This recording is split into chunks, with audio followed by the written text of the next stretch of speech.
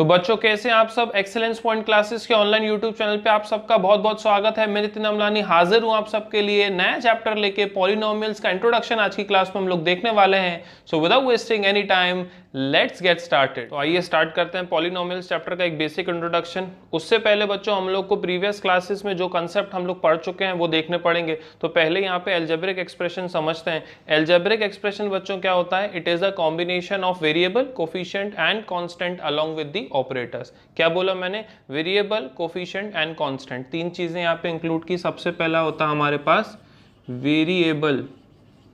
Variable बच्चों x Y Z वाली आपने वैल्यू देखी होंगी, एक्स वाई जेड, कभी कभार पी क्यू, इस फॉर्म में भी आप लोग अल्फाबेट के फॉर्म में यूज करते थे। सेकंड होता है हमारे पास कोफिशिएंट। कोफिशिएंट तो बच्चों कोफिशिएंट क्या होता है? वेरिएबल के साथ जो टर्म डायरेक्टली अटैच्ड फॉर्म में रहती है। जैसे कि मान लेते हैं मैं लिखता हूं यहाँ पे 2x, तो देखिए 2 डायरेक्टली अटैच है तो ये क्या कहला जाएगा? ये उसका कोफिशिएंट कहला जाता है। सिमिलरली थर्ड पार्ट होता है हमारे पास क्या? कांस्टेंट। थर्ड पार्ट कहलाता है कांस्टेंट। तो बच्चों कांस्टेंट कैसे डिफाइन करते हैं? किसी भी अलजेब्रिक एक्सप्रेशन की जो न्यूमेरिक टर्म रहती है उसको हम कांस्टेंट बोल देते हैं। फॉर एग्जांपल 2x + 3, तो आप लोग यहाँ पे देख सकते हैं 3 एज अ कांस्टेंट वर्क कर रहा है। चौथी चीज यहाँ पे निकल के आती है, इसको ऑपरेटर बोलते हैं। इसको क्या बोल देते हैं? ऑपरेटर। मतलब कौन सा ऑपरेशन हम करना चाह रहे हैं। एडिशन का ऑपरेशन, सब्ट्रैक्शन हो सकता है, मल्टीप्लिकेशन हो सकता है या डिवीजन हो सकता है। ठीक है बच्चों, अलजेब्रिक एक्सप्रेशन एक बहुत बड़ा स्कोप होता है और इसी को जब हमने छोटे पार्ट में स्टडी करना चालू किया तो उसको हमने क्या बोल दिया? पॉलिनोमियल बोल दिया। एक जनरल एक्सप्रेशन आपको देता हूं, a0 + a1x + a2x² + a3x³ dash dash dash an x⁻n। ये एक जनरल एक्सप्रेशन है पॉलिनोमियल का। इसको समझने की कोशिश करते हैं बच्चों। a0 इसका मतलब होता है कांस्टेंट टर्म। कांस्टेंट टर्म यहाँ पे देखिए x है, तो बच्चों जब भी आपको याद आए x, तो बच्चों यहाँ पे आप लोग को याद होगा कि हमने लीनियर इक्वेशन चैप्टर पढ़ा था। तो x क्या है? इसके ऊपर पावर कुछ नहीं है तो 1 है, इसका मतलब ये लीनियर पॉलिनोमियल कहलाएगा। तो यहाँ पे हो जाएगा लीनियर। नेक्स्ट हो जाएगा यहाँ पे x²। तो बच्चों x² जब भी आ जाएगा तो आप याद रखेंगे ये होता है क्वाड्रेटिक। क्वाड्रेटिक। सिमिलरली यहाँ पे अगर x³ आ गया है तो ऐसे पॉलिनोमियल को हम क्यूबिक बोलते हैं। क्यूबिक बोलते हैं। और फर्दर आगे बढ़ता जाएगा तो उसको हम मल्टीनोमियल्स की कैटेगरी में क्लासिफाई करते हैं। बट सवाल होता है कि पॉलिनोमियल सर एक्चुअल में होता क्या है? तो बच्चों पॉलिनोमियल्स में जब भी आपके पास x की जो डिग्री है वो नॉन नेगेटिव इंटीजर होनी चाहिए, तभी वो पॉलिनोमियल की कैटेगरी में आएगा। फॉर एन एग्जाम्पल अगर मैं यहाँ पे बोलूँ, एक कांस्टेंट लेता हूँ, तो बच्चों यहाँ पे देखिए कांस्टेंट लिया मैंने यहाँ पे 2, तो क्या इसको मैं पॉलिनोमियल बोल सकता हूँ? यस। अभी बच्चों हम इसको ऐसे लिख सकते हैं 2x⁻0। और आपको पता है किसी की भी पावर अगर 0 हो तो उसका आंसर क्या आ जाता है? 1 आ जाता है। इसीलिए यहाँ पे ये पॉलिनोमियल की कैटेगरी में आ जाएगा। तो हम बोल सकते हैं पॉलिनोमियल, इसको हम पॉलिनोमियल की कैटेगरी में क्लासिफाई कर सकते हैं। अब बच्चों मान लेते हैं यहाँ पे 2x⁻−1। अब यहाँ पे -1 आ गया है, नॉन नेगेटिव इंटीजर पावर होनी चाहिए।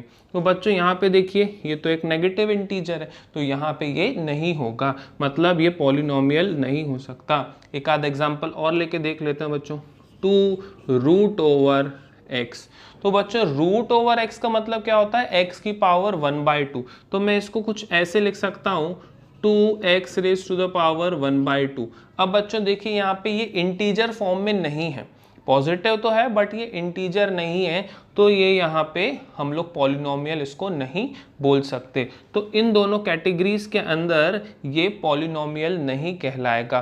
कुल मिला के आपके पास जो पावर है वो हमेशा एक होल नंबर होनी चाहिए, मतलब या तो 0 हो या तो 0 से ज़्यादा हो। तो ये था पॉलिनोमियल का एक बेसिक इंट्रोडक्शन। अब थोड़ा सा और इसको एलेबरेट करते हैं। कंसेप्ट को आगे बढ़ाते हुए बच्चों चीज़ों को डायग्रामेटिकली हम लोग यहाँ पे समझने वाले हैं। देखते हैं अलजेब्रिक एक्सप्रेशन और पॉलिनोमियल्स में से किसकी ज़्यादा इंपॉर्टेंस है और किसका स्कोप यहाँ पे बड़ा है। तो बच्चों आपको स्क्रीन पे एक डायग्राम दिख रहा है, इसको वेन डायग्राम बोलते हैं। ये हम लोग क्लास 11th में बहुत ही डिटेल वे में स्टडी करने वाले हैं। फिलहाल यहाँ पे आते हैं, इसको हम लोग सेट्स को रिप्रेजेंटेशन के लिए यूज करते हैं। तो बच्चों जैसे पॉलिनोमियल का एक ग्रुप बनाओ तो ग्रुप को सेट बोलते हैं यहाँ पे। तो पॉलिनोमियल्स का एक ग्रुप बना दिया है और एक अलजेब्रिक एक्सप्रेशन का है, ये हमने एक ग्रुप तैयार किया है। तो बच्चों अगर मैं अलजेब्रिक एक्सप्रेशन को पूरा शेड करूंगा तो मुझे बताइए क्या पॉलिनोमियल भी पूरा शेड हो जाएगा? बिल्कुल हो जाएगा। बट अगर मैं यहाँ पे पॉलिनोमियल्स को शेड करता हूं तो बाहर वाले जो अलजेब्रिक एक्सप्रेशन के स्कोप में है वो बच जाएंगे। इसका मतलब अगर मैं बोलूं यहाँ पे all polynomials are algebraic expression, क्या सारे के सारे पॉलिनोमियल्स अलजेब्रिक एक्सप्रेशन होते हैं? तो बिल्कुल सही बात है, क्योंकि अगर मैंने अलजेब्रिक एक्सप्रेशन को पूरा शेड किया तो पॉलिनोमियल्स भी शेड हो जाएंगे।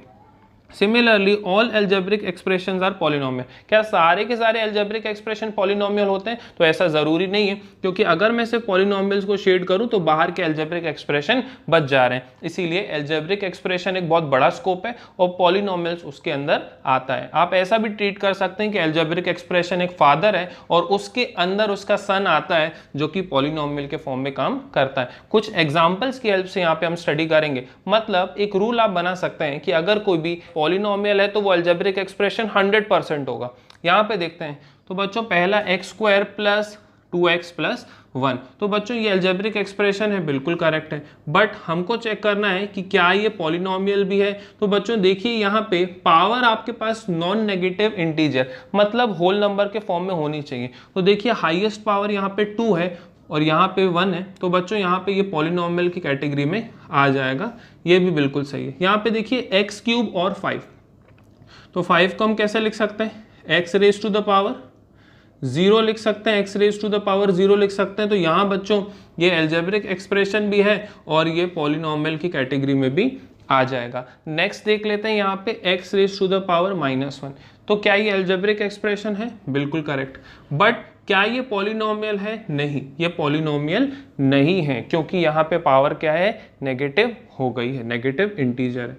अब यहाँ पे आ जाता है √x। तो बच्चों √x को मैंने बताया था, क्या लिखते हैं अभी, क्या बताया था? पावर 1/2। तो बच्चों क्या 1/2 इंटीजर होता है? नहीं होता है। तो ये अलजेब्रिक एक्सप्रेशन तो कहलाएगा बट ये पॉलिनोमियल नहीं कहलाता। अब देखते हैं x की पावर 3/2, फिर रैशनल नंबर आ गई, तो अलजेब्रिक एक्सप्रेशन तो है बट ये पॉलिनोमियल नहीं है। यहाँ देख लेते हैं 5/2, भले ही इसकी पावर 1 है, कुछ नहीं है तो यहाँ पे क्या है? 1 है, बट यहाँ पे पावर 5/2 है, रैशनल नंबर है, तो ये अलजेब्रिक एक्सप्रेशन तो कहलाएगा बट ये पॉलिनोमियल यहाँ भी नहीं है। अब देख लेते हैं 2, तो बच्चों 2 को कैसे लिख सकते हैं? 2x raise to the power 0 लिख सकते हैं। तो बच्चों क्या ये अलजेब्रिक एक्सप्रेशन है? बिल्कुल करेक्ट है। बट क्या ये पॉलिनोमियल है? तो बात सही है, क्योंकि whole number 0 is a whole number, जैसा कि हमको पता है, तो ये भी सही है। लास्ट वाला देख लेते हैं y², वेरिएबल चेंज हुआ है, बाकी कंसेप्ट वही है। आपको फोकस कहाँ करना है? फोकस हमेशा पावर पे किया जाता है। पावर 2 है तो बिल्कुल सही है, अलजेब्रिक एक्सप्रेशन भी है और पॉलिनोमियल भी है। तो बच्चों आइए इसकी क्लासिफिकेशन स्टडी करते हैं। आखिरी टॉपिक है बच्चों यहाँ पे क्लासिफिकेशन ऑफ पॉलिनोमियल। पॉलिनोमियल्स को जनरली बच्चों हम लोग 2 बेसिस में क्लासिफाई करते हैं, या तो उसको नंबर ऑफ टर्म्स के बेसिस में हम क्लासिफाई करें, या तो हाईएस्ट ऑर्डर ऑफ डिग्री के बेस पे हम लोग यहाँ पे क्लासिफाई करते हैं। तो बच्चों पहला होता है यहाँ पे मोनोमियल। मोनोमियल का मतलब अगर हमारे पास सिंगल टर्म हो। एग्जाम्पल ले लेते हैं, अगर हम सिंपली x की बात करते हैं तो एक टर्म है, या फिर हम लोग 2 की बात करते हैं तो यहाँ पे एक टर्म है, तो ऐसे मोनोमियल कहलाते हैं। यहाँ पे बाइनोमियल की बात की जाए, 2 टर्म आ जाए हमारे पास, जैसे कि यहाँ पे 2x + 5, देखिए यहाँ पे एक टर्म ये, एक टर्म ये, तो यहाँ पे हमारे पास 2 टर्म आ गए। सिमिलरली ट्राइनोमियल की बात की जाए तो कितने टर्म? 3 टर्म आ जाएंगे, तो यहाँ पे हो जाएगा 3x + y + 2। यहाँ पे 3 टर्म्स हैं और 2 अलग अलग वेरिएबल का मैंने यहाँ पे यूज किया है, बट ये ट्राइनोमियल क्यों है? क्योंकि यहाँ पे 3 टर्म्स हैं।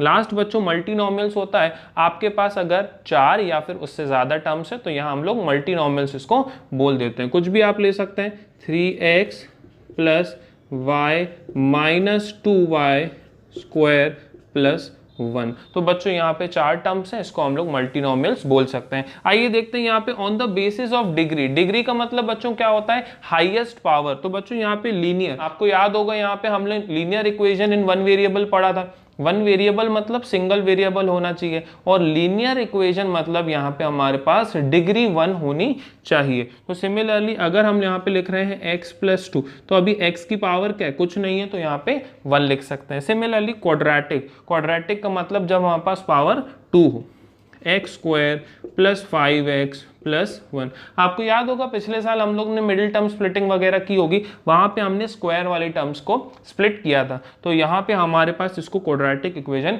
बोल देते हैं। यहाँ पे क्यूबिक इक्वेशंस की बात करूंगा मैं।